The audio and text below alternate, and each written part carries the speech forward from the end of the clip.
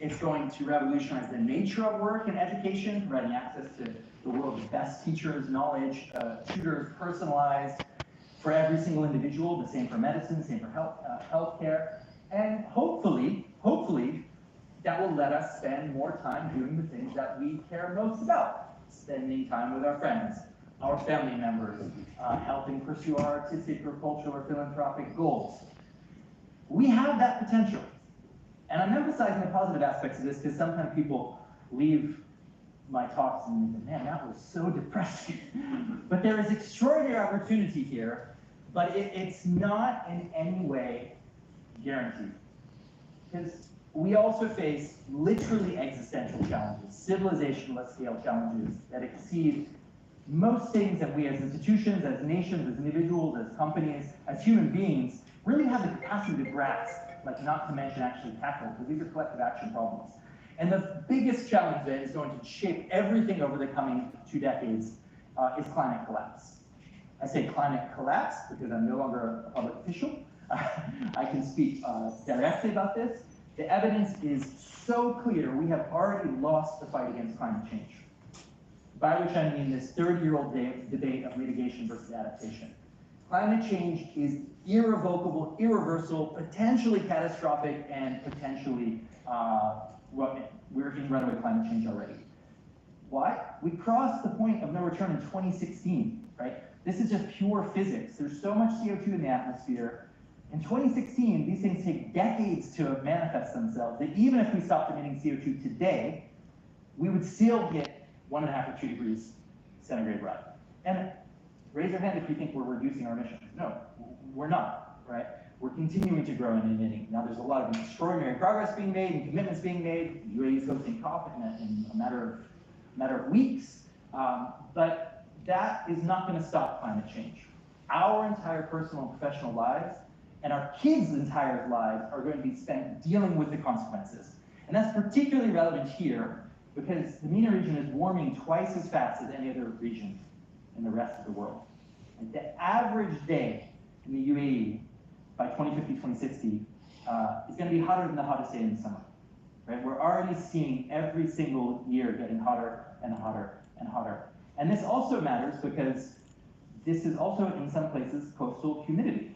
So when you have heat and humidity, you have something called the wet bulb effect. Your body can no longer evaporate heat in the form of sweat, and it becomes lethal to be outside for longer than 90 minutes at a time, which is why the World Health Organization puts heat death as exceeding cancer deaths by the end of the century.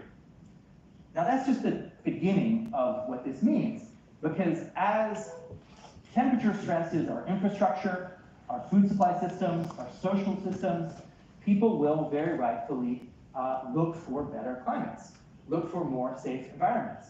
And the UNHCR estimates by the end of the century we'll have 1.2 billion people on the move.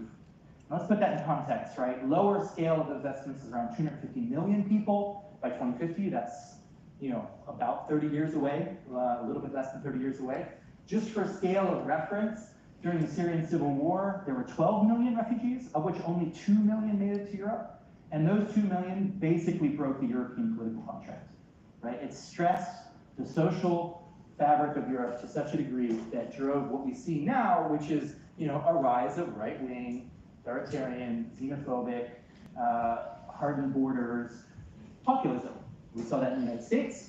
We see this increasingly in France, many countries in the West, and not just in the West, but also North Africa, Western Africa, Southeast Asia. This sense of xenophobic nationalism is on the rise, which is a direct response to the mass migrations that we are already just starting to get a flavor of, because this directly impacts issues of identity politics and tribal allegiances and belonging and access to civil services and social benefits, all of which are going to be under profound stress as a result of climate change alone.